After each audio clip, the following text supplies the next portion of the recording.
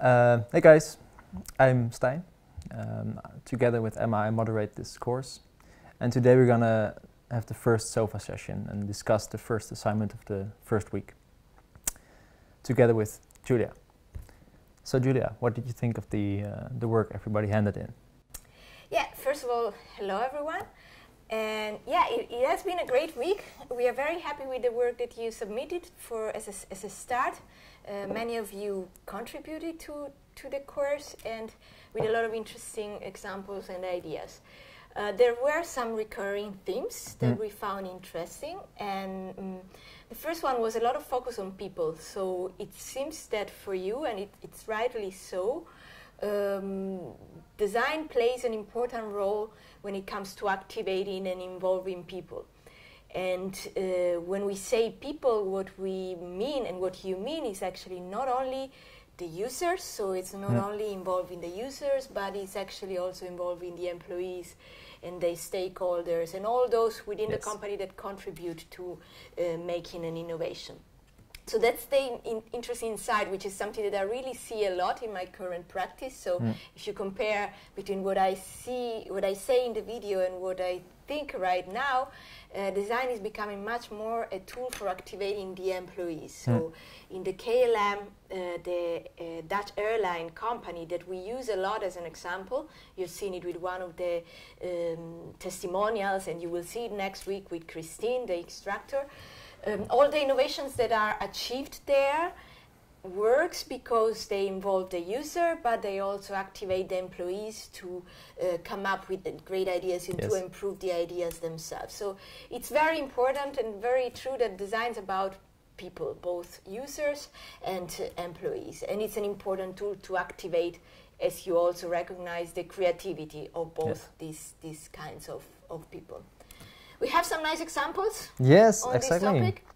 So Tika Teep really used this in his visual and in his assignment, and he also used an interesting word, encompassing, using the word compass as a metaphor, which you also saw in another assignment. So what do you think about the use of metaphors?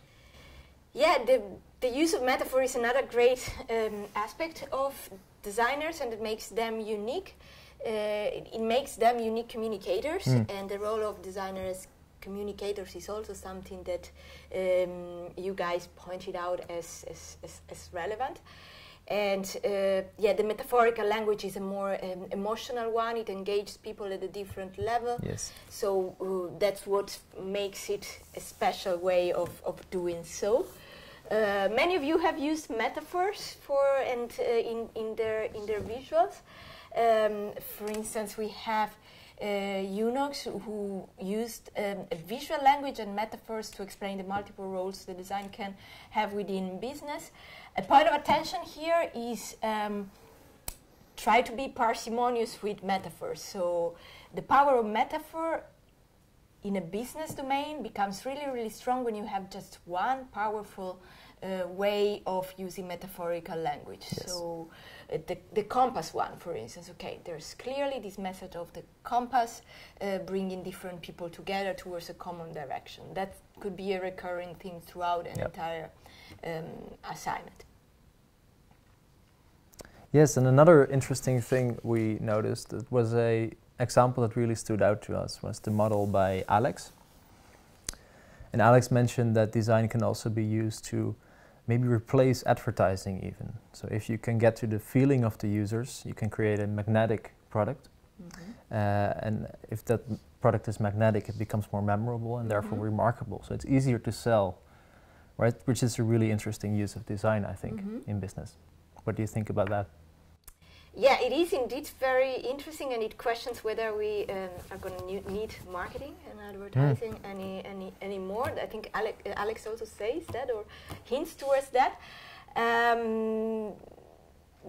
Definitely a challenge. I have a marketing background, so I don't think design can replace marketing because you still need a lot of tactics to get the attention of the user in the multiple quantity of stimuli that we receive every day. Yes. But I think for you guys it's important to reflect on the differences between these two professionals. What is the domain of design and what is the domain of marketing, and how can you work together? Where are the complementarity, right? Yeah. And I think we will have more speakers about that in the coming weeks. Definitely. And this is something that you can discuss in the discussion forum and that we can talk about again in the webinar at the end. So I'm curious what you think about this relationship between the design field and marketing.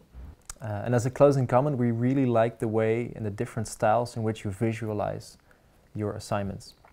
What did you think about that, Julia? Yeah, we had a lot of interesting approaches, different. All are good. There's not a one best way.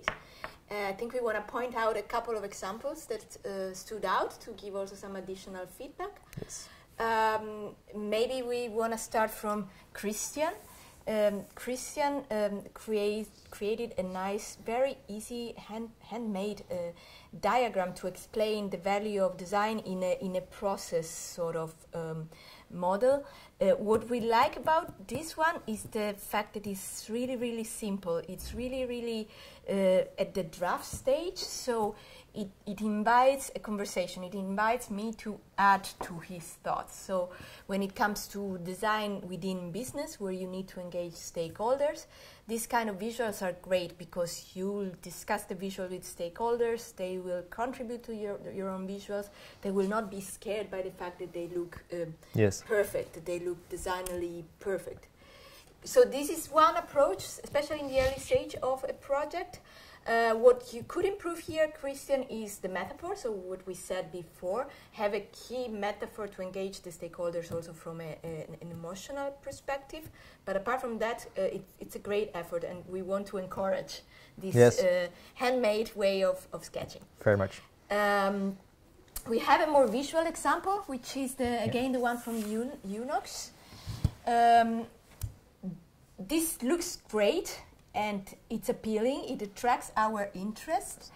So in terms of emotional appeal, well done. Another suggestion for improvement here is the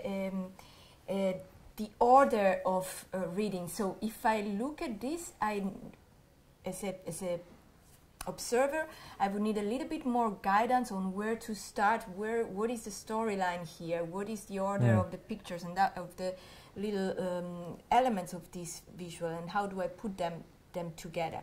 So perhaps text here can really, really help, and it's important indeed in your visual language to combine more visual elements with text.